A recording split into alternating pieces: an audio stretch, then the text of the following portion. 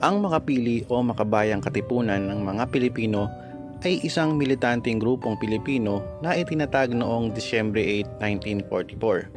Sa panahon ng ikalawang digmaang pangdaigdig, layunin nitong magbigay ng suporta sa Imperial Japanese Army sa pamamagitan ng pagiging mga sundalo o espiya. Nang itatag ang ikalawang Republika ng Pilipinas noong 1943, nagkaroon ng hindi pagkakaunawaan sa pagitan ng mga lider ng Pilipinas at mga Hapones hinggil sa aktibong pagsuporta sa digmaan laban sa Estados Unidos at sa Gran Britanya. Dahil dito, naglunsad ang mga Hapones ng hakbang upang mapalakas ang kanilang kontrol sa bansa, kabilang sa pagbuo ng mga grupong tulad ng Makapili.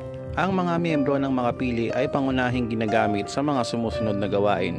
Tinutulungan nila ang mga sundalong Hapones sa paghahanap at pagsupil sa mga gerilya at iba pang grupong lumalaban sa pananakop. Sila ay nagsisilbing mga tagapagpahiwatig ng mga hinihinalang kalaban ng mga Hapones na nagresulta pagkakahuli at pagdurusa ng maraming inosenteng tao.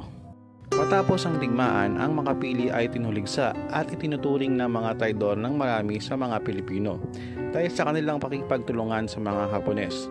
Maraming miyembro ang naharap sa mga paglilitis para sa pagtataksil at iba pang mga krimen.